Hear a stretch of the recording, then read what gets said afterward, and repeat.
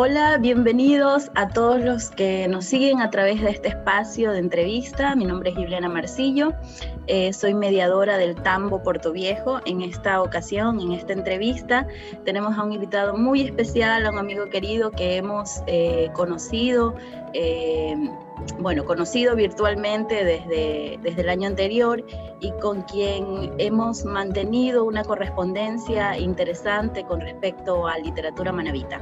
En esta ocasión queremos conversar y compartir con ustedes un libro que fue publicado en el 2020, Crónica para Jaivas y Cangrejos, un libro que ganó la Linares.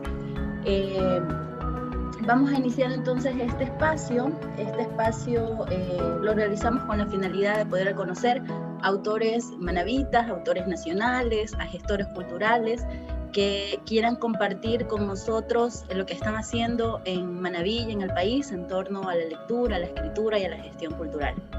Damos la bienvenida entonces a Dalton Osorno y voy a compartirles un poco sobre su biografía para quienes no lo conocen.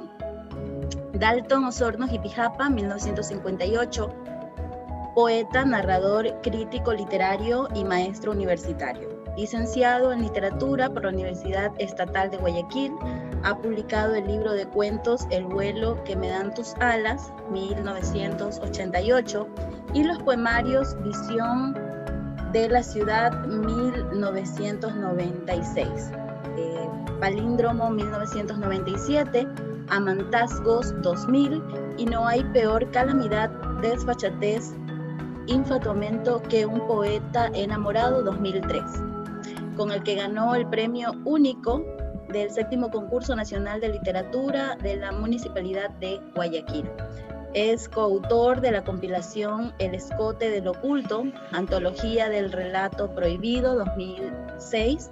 Poemas suyos se encuentran incluidos en Lengua me has vencido, Antología de poesía bilingüe ecuatoriana, 2017. Actualmente reside en Salinas, en la península de Santa Elena. Adicional a eso tengo que decir que fue compilador de los poemas del libro El zaguán de aluminio, 1982, de Hugo Mayo. Gracias, querido Dalton, por acompañarnos hoy día, por permitirnos este espacio para poder conocer un poco más de su libro, un libro que ha sido ya presentado virtualmente y ha dialogado ya con algunos autores, ha salido en algunos medios de comunicación a nivel nacional, y pues hoy tenemos la oportunidad de poder acercarnos a esta obra por medio de este espacio. Bienvenido, Dalton, le doy la palabra. No sé si nos quisiera iniciar quizás comentándonos un poco sobre cuál fue la construcción de este libro, cómo se dio este libro desde el inicio. Adelante, Dalton. Muy buenos días a todos. Muchas gracias, es una alegría inmensa estar con ustedes. Nos conectamos a través de los eventos que ustedes realizan en homenaje al gran poeta vanguardista ecuatoriano, latinoamericano, universal, que es Hugo Mayo. En realidad me siento doble y tristemente emocionado en este encuentro. Primero, en unirnos a la gente de nuestra tierra amada. Yo nací en Jipijapa allá en 1958 y viví algunos años, hasta el 70 aproximadamente, y tengo una relación muy inmensa con esa tierra que la amo mucho, ¿no? Vamos a brindar con un café, por aquí lo tenía, se me lo llevaron porque yo soy de la tierra del café. Digo triste porque el día sábado falleció uno de mis primeros camaradas de la escritura, Roberto Echeverría Murillo, un gran lector, esposo de la escritora Minta Buenaño. No pudo con la batalla del COVID. Con él iniciamos la aventura de la literatura ya a finales de los 70. Formamos un grupo literario que se llamaba Boomerang. Que la tierra le sea leve a este gran camarada que no pudo soportar la lucha. Entonces este conversatorio va dedicado a ese amigo entrañable. Bueno, desde allí, desde los 70, siempre soñé con escribir, toda la vida. En la escuela tuve veleidades de escritor, hacía tiras cómicas y cosas por el estilo. Pero en realidad asumí el oficio ya cuando estaba en la secundaria, básicamente. Y los temas siempre giraron en torno a la ciudad donde yo viví. Estudié en un colegio muy emblemático. Emblemático es un término que se usa ahora, era tradicional, era muy ejemplar. Era la Universidad del Bien y del Mal, el Colegio Nacional Vicente Rocafuerte, como ustedes tienen el Olmedo. como en mi tierra existe el doctor Alejo Lascano Bamonde. Entonces, colegios donde tú aprendes las dos vidas, ¿no? El conocimiento sabio y el conocimiento de la vida, ¿no?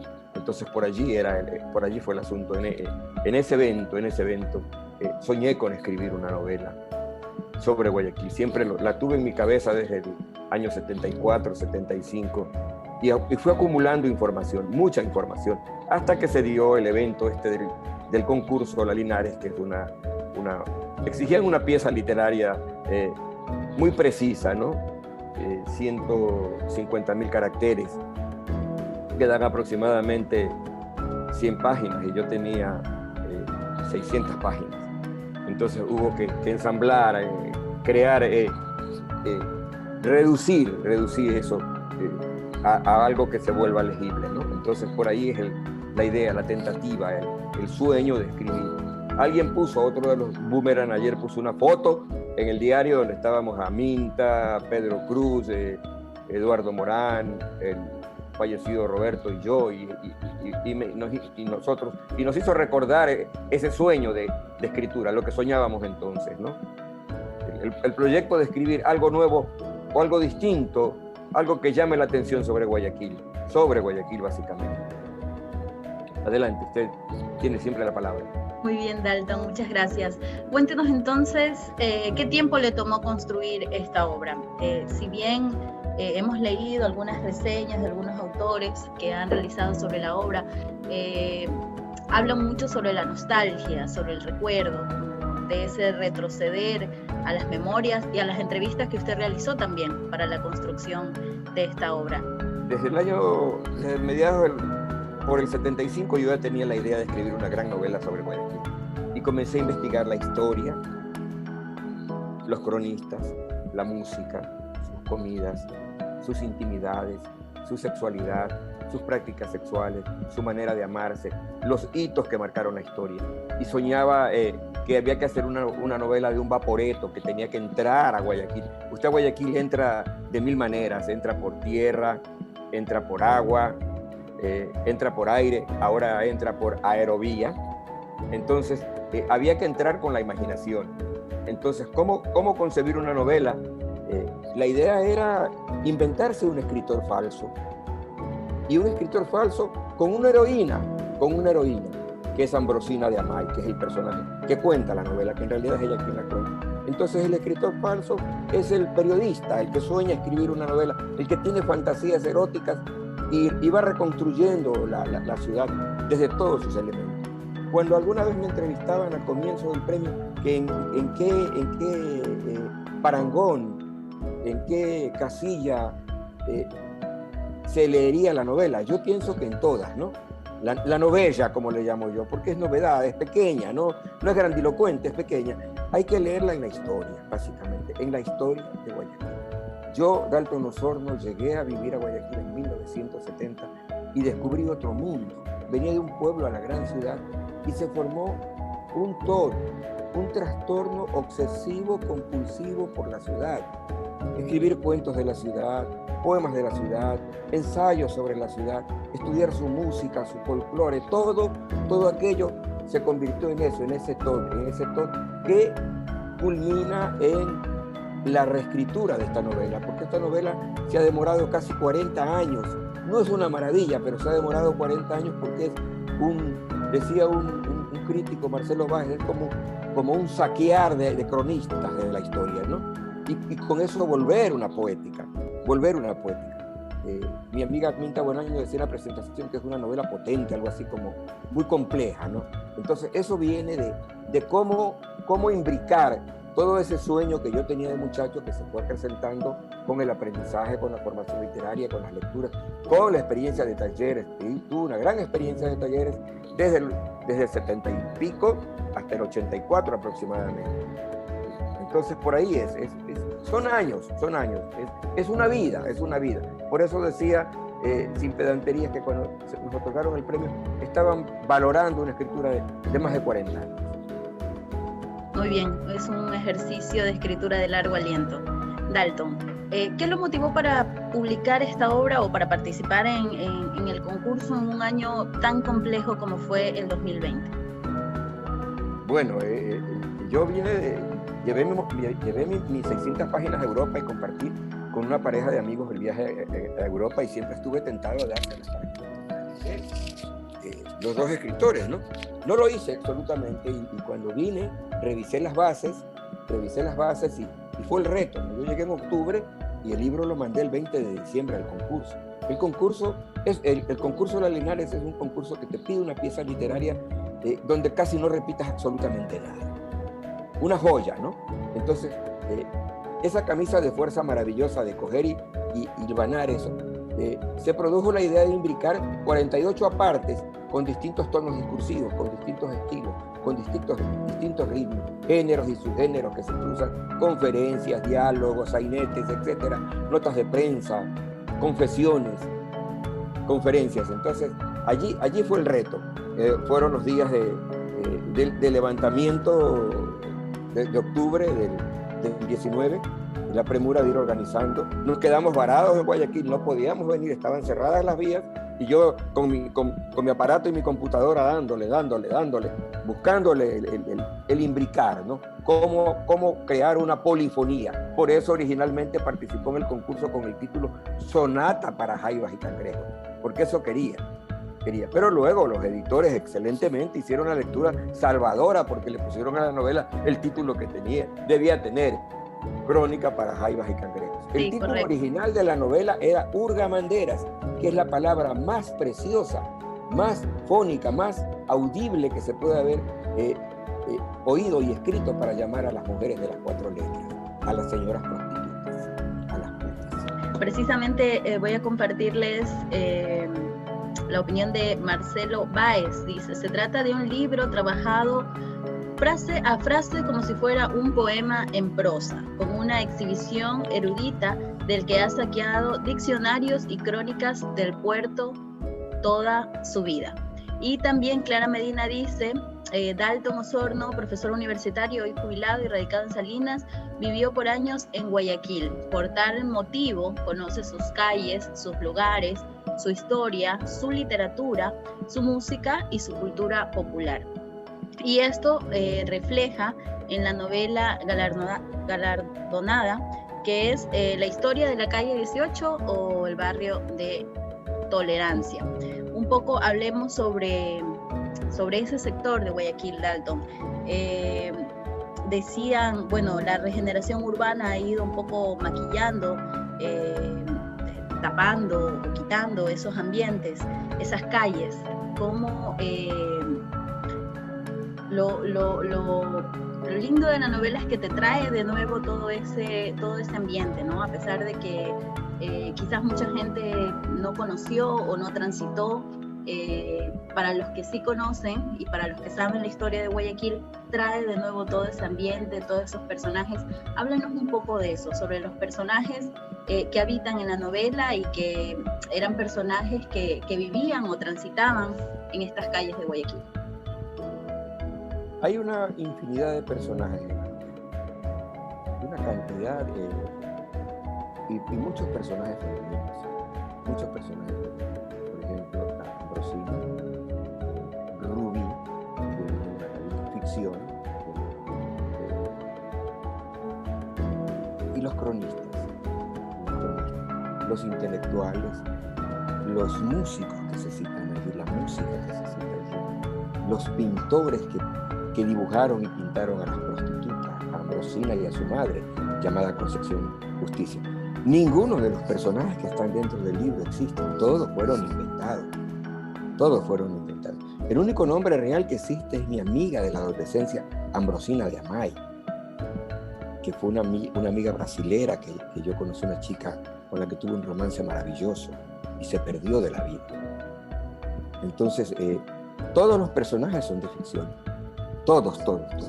El que yo diría que es de carne y hueso, el que tiene una conferencia íntegra, que es de su palabra tomada, con el permiso de él, es el doctor Rodolfo Pérez Pimentel, uno de los grandes cronistas e inspirador.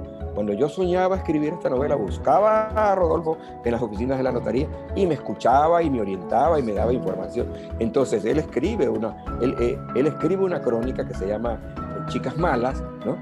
Y yo la tomé con el permiso de él, todo el mundo lo sabe, le di una contextualización y la volví una conferencia, la elevé a la categoría que se la daba en la casona universitaria. Entonces, la mayoría de los personajes son ficción, pero son tomados de Guayaquil. Mis amigos escritores aparecen allí con nombres, discúlpenme, de rivaldos, que es una palabra maravillosa para llamar cabrón. Aparecen todos los que han aparecido y desaparecido. Fernando Nieto Cadena, que lleva la trova cubana a tomar a la 18 imaginariamente, no la lleva, la llevó otro bar.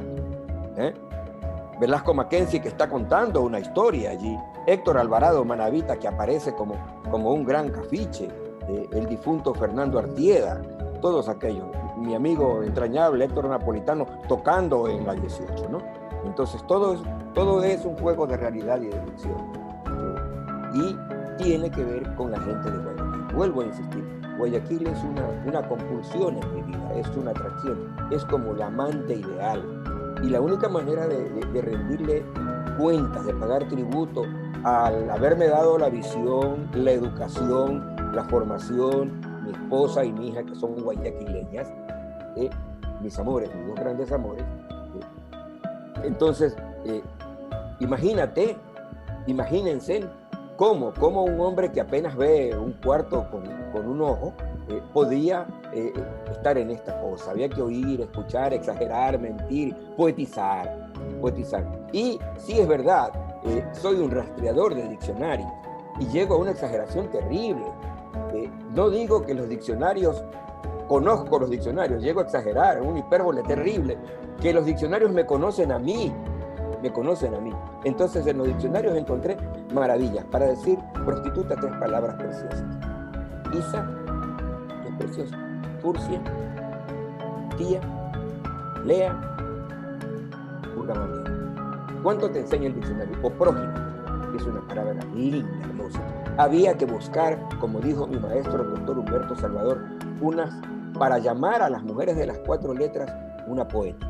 Y ese fue el deseo, ese fue el sueño, eso fue lo que impulsó y llevó a construir la novela y que el jurado ciegamente la premie o apasionadamente la premie. Eso pone usted en una gran labor a sus lectores. Indudablemente hay palabras que nos tienen que llevar al diccionario sí o sí.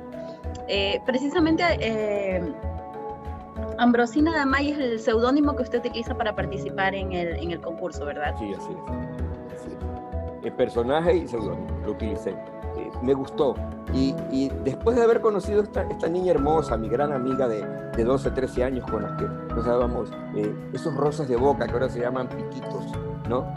Esos besos, ese coger la mano nervioso a una mujer que medio hablaba el español, que estuvo en una instancia diplomática por acá. Mi maestro Rubén Fonseca tiene un personaje que se llama Ambrosina en El salvaje de la ópera, de la literatura brasilera, ¿no? De quien hablaremos antes de cerrar el programa, del maestro Rubén Fonseca, un gran novelista y cuentista. Entonces también de allí viene, era como aceptar mi ficción, mi realidad en la literatura. Es un libro que debe mucho a muchos escritores y debe mucho a muchos escritores. Es una suma de todo eso, y de canciones y de comidas. Es un libro que no se puede leer desde el lado de la prostitución, hay que leerlo de todos los lados posibles. Desde la historia, como usted dice, desde la cultura popular. Se dice de la novela que es una novela polifónica de muchas voces y múltiples recursos literarios, como mencionábamos anteriormente. Hace alusión a canciones. Es imposible no hablar de Guayaquil si no hablamos de su música y de su gastronomía, querido Dalton. Así es. ¿Cómo entras a la ciudad? Hay una parte, primero el falso cronista, el joven cronista, está leyendo un libro, se imagina que está leyendo un libro, que ha encontrado un libro, y cómo entras navegando al canal. Tuve que hacer 2 veces esa navegación, tuve que hacerla empíricamente y luego con un marino que me explicó toda esa cuestión. ¿Cómo recuperar eso que se ha olvidado, que ahora con la aerovía se está retomando? Guayaquil es un puerto, y hay que mirar a ese puerto, a ese estuario, a esa maravilla, los piratas que están presentes, el Morgan que está allí, cómo me lo retrotraía y volvía una criticidad de eso.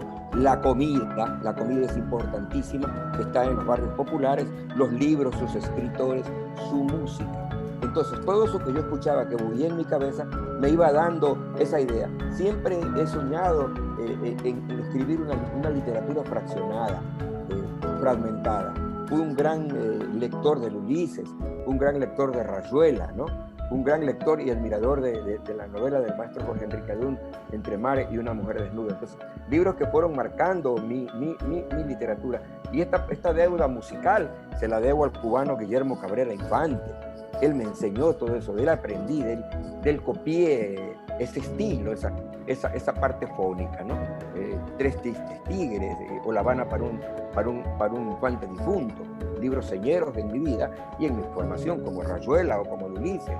¿No? Entonces, eso era coger de esos 100 capítulos que yo tenía, coger 50, que quedaron en 48 porque el espacio no me lo permitía. Hay un diccionario de toda la sexualidad, de todo el erotismo, ratificado en el gran diccionario hay un capítulo que se llama el maestro, está dirigido a un maestro de lenguaje ahí, se me escapa el nombre, hay que buscarlo como buen lector. Es un homenaje a Hernán Rodríguez Castelo y a J. Casares, al del diccionario, que creo que le llamo en el libro, si la memoria no me traiciona, ya tengo memoria de puta, perdón, si la memoria no me traiciona, sí, se llama Casariego, J. Casariego. Entonces por ahí es el asunto. ¿Y cómo implicar todo eso? Mira, tuve que ir durante 5 años consecutivos a la procesión de la Semana Santa que hacen las adoratrices en la calle del Amor Pagado. Tuve que ir ahí, estar allí, y qué ganas de filmar y reprimirte y escuchar, o sea, estar allí, vivir la calle, vivir la historia. Era como vivir en Guayaquil también, es un Guayaquil pequeñito, hermoso, peligroso y todo lo demás, pero es la parte que a veces a mucha gente le avergüenza saber que existe, nombrarla y tal vez hasta leerla. Entonces había que escribir también eso. Dalton, ¿qué se encontraba haciendo usted el 23 de abril cuando dieron el veredicto para el premio de la novela? Ya estábamos en plena pandemia. Estábamos en plena pandemia. Sí, yo primero estuve avisado, el 8 o 9 de marzo, homenaje a la mujer, la Casa Evo estuvo, la campaña del libro de la Casa Evo estuvo la gentileza de colgar 9 novelas clasificadas. Y cuando las vi, saltó la emoción, ¿no? Entramos, ella y yo entramos. Luego vives eso, ¿no? Vives ya la pandemia. Mi madre tuvo que irse al exterior, me quedé huérfano de madre, bien ancianita, con Alzheimer. Y el día 23 sonó el teléfono y estaba a punto de descargar y me dice mi esposa, coge, dice, te van a dar el premio. Y en realidad era la voz de Iván Negros que me dice, hola Dalton, ¿qué tal? Te llamo por el premio. Una emoción inmensa. Primero escuchar a mi amigo entrañable, el autor de Las Linares, a un gran escritor, diciéndome que la novela, que me daba la noticia, doble porque estaba premiada, compartida, era 2 escritores de la ciudad de Guayaquil, a Hans Vera Martínez, una gran novela, Firmamento, una gran novela. Entonces era una emoción, el jurado había concedido premio compartido y eso es un encuentro porque con Han existió una amistad de mucho tiempo y bueno, se premia 2 escrituras, se premiaba la ciudad y estábamos en la pandemia. Entonces fue una emoción grande ganarte un premio. Yo participaba, que la gente lo sepa, que no tengo por qué. A mí me fascina la edición de bolsillo de la campaña de lectura, me fascina, es maravillosa, es bien cuidada. Además es un libro económico, comillas, vale $5. Y si quiere lotería, llame a Casa Egos y llévese todas las novelas premiadas por 20, que son como 11, creo. Entonces, imagínate, yo quería eso, la edición del libro, y me llevé el premio. Casa Egos pagó, en pandemia y todo pagaron el dinero que correspondía. Tengo que ir a recoger el diploma, el cheque grandote, un retrato de la Linares, tengo que ir a hacer eso, estoy esperando que se normalicen las cosas, tengo que ir para, bien desinfectados, darle un abrazo a Iván, agradecerle a los miembros del jurado. Entonces, fue una emoción que premiaba el trabajo de un hombre que tuvo un sueño de escribir una novela y se cumplió. Esta novela se sostiene en el lenguaje, ¿no? Es como una nueva forma de enfrentar la ciudad. ¿A qué autores, a qué literatura, a qué ejercicios de escritura usted acudía durante el proceso de esta novela? Desde Cervantes, cuando habla de las mujeres del partido, desde el Satiricón de Petronio, desde Cabrera Infantes, desde Joyce, desde la literatura, desde la misma literatura guayaquileña, de los novelistas que escribieron sobre Guayaquil, desde Gallegos Naranjo, Gallegos Lara, Baldomera, por ejemplo, fue un ejemplo fundamental. La descripción de Baldomera me inspiró a Concepción Justicia, que es la dueña, la madre de Ambrosina, que es la dueña del prostíbulo, que pone unas normas raras de cómo tienen que ser las señoritas prostibulantes que trabajan en su bar llamado El Mil Amores, que a propósito es un nombre propio de uno de los prostíbulos de la calle prostibularia, de la calle de las Carcaveras.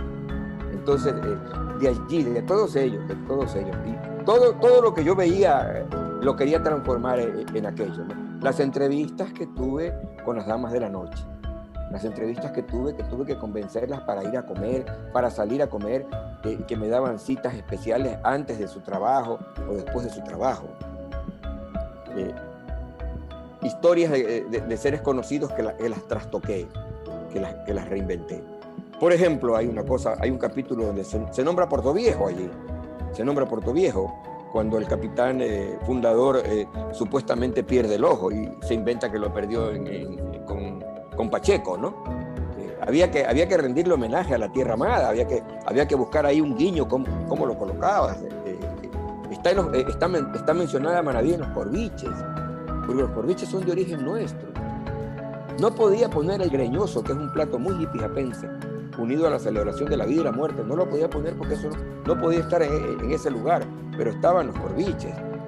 El biche creo que también aparece.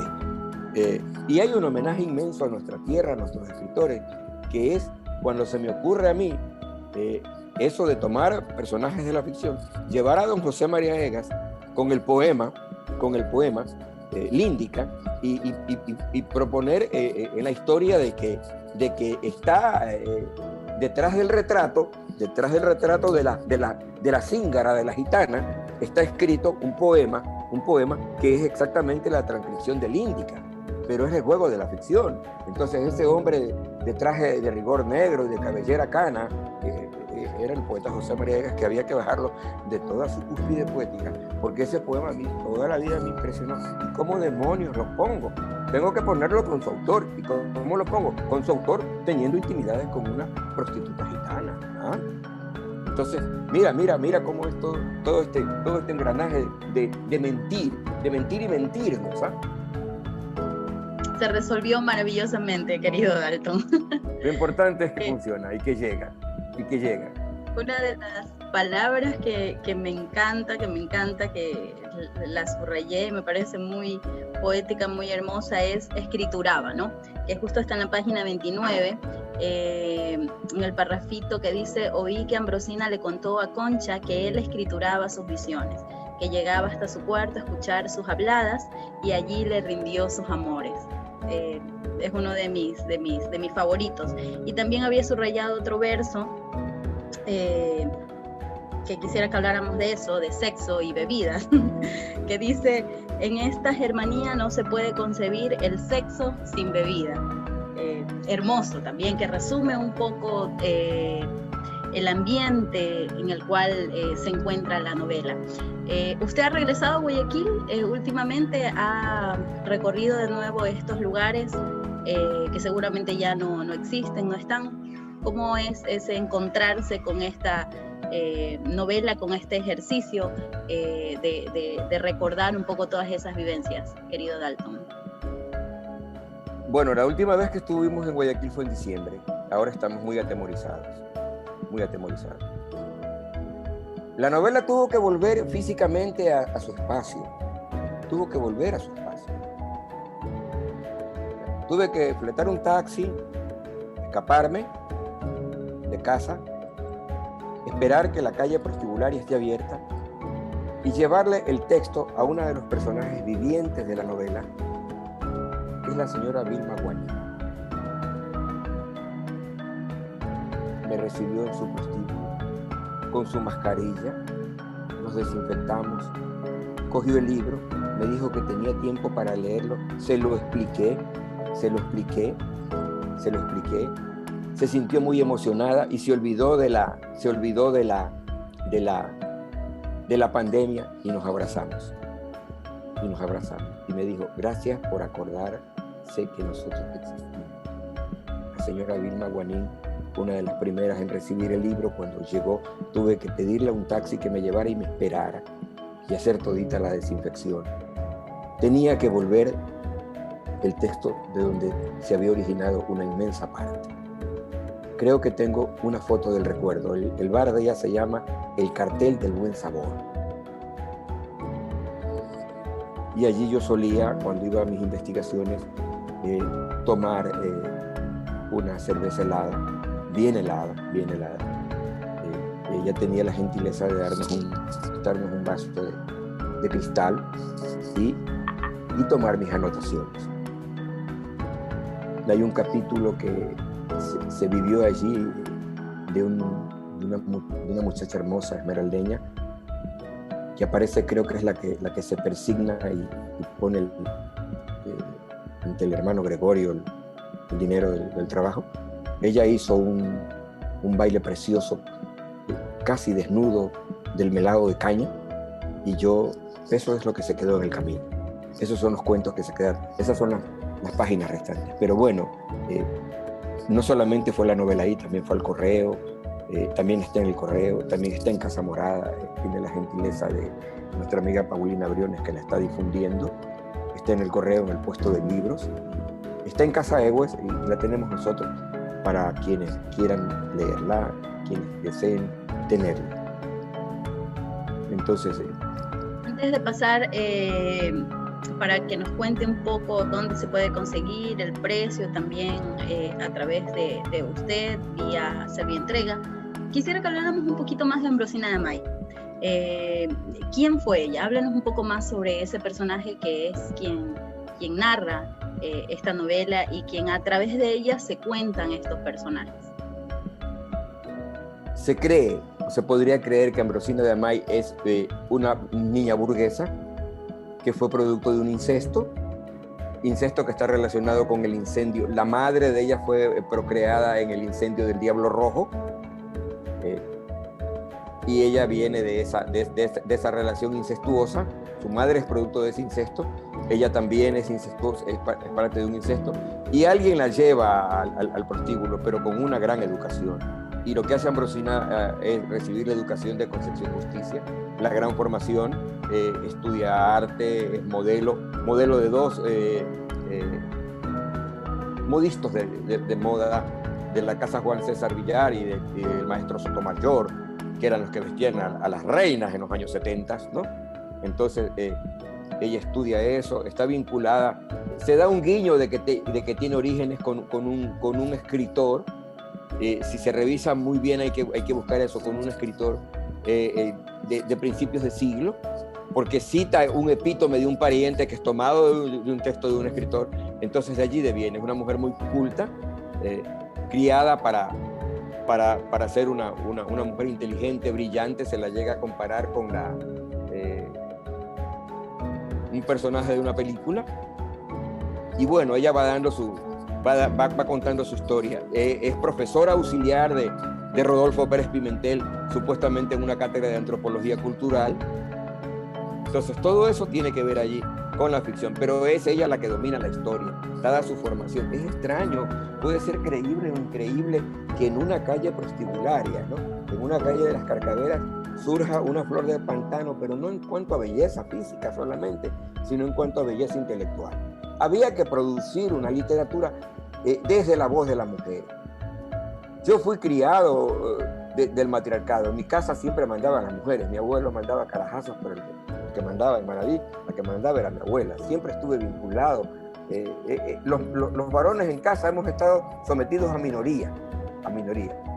Mi abuelo, mis 2 tíos y yo, los que vivíamos en esa casa en Jipijapa. El resto eran mujeres, eran un montón de mujeres, y aprendimos a hablar más el habla, el discurso, los parlamentos de las mujeres. Eso más.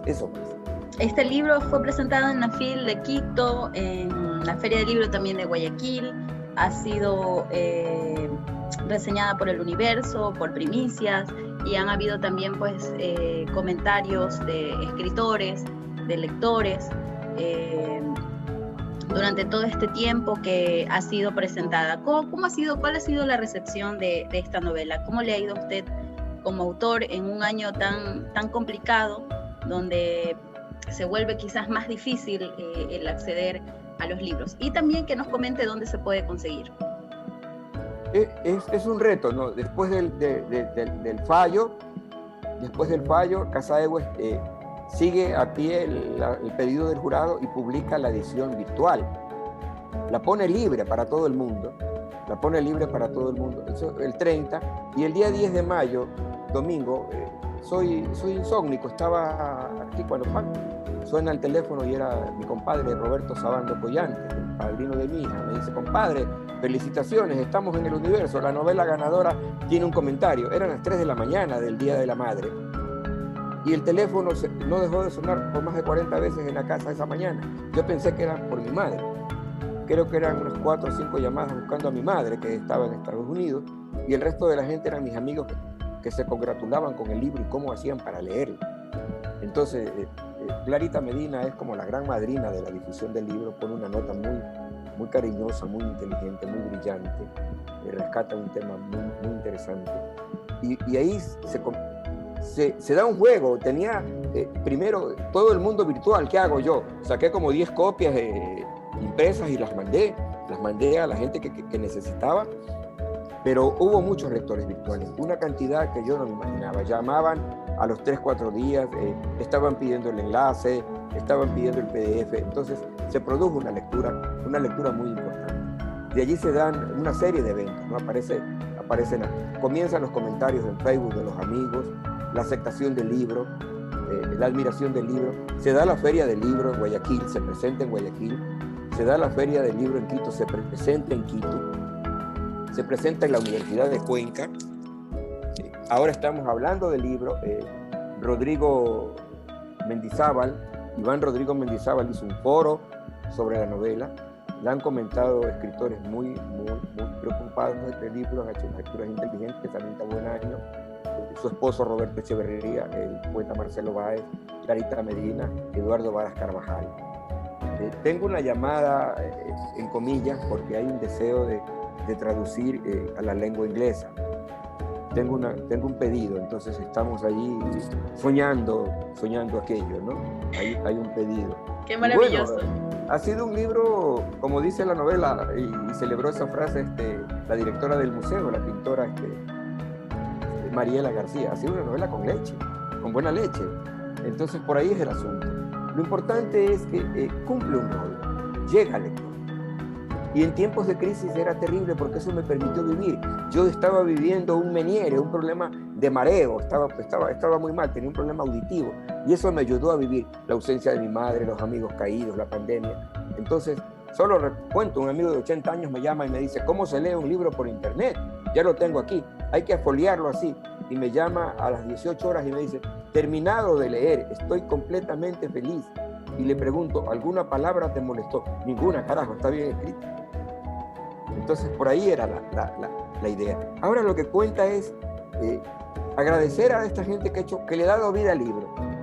Un libro, como dice el maestro Cortázar, se defiende como gato panza arriba, y las hurgamanderas lo hacen cada vez que pueden. Estos eventos a los que tú, Julie y Tambo nos invitan son importantes porque abre otros lectores, abre otras posibilidades de lectores. Y eso es lo que cuenta.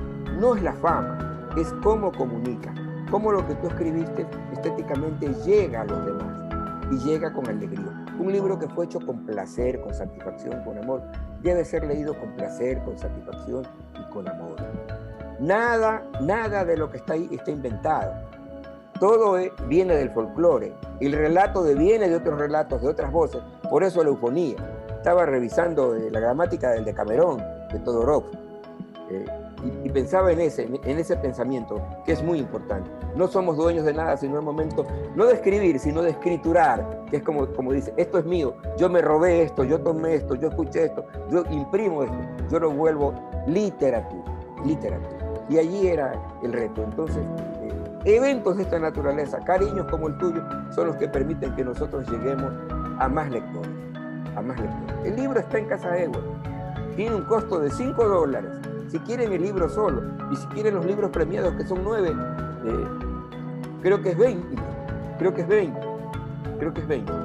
Quienes deseen el libro, que se comunican conmigo, estamos enviando 2.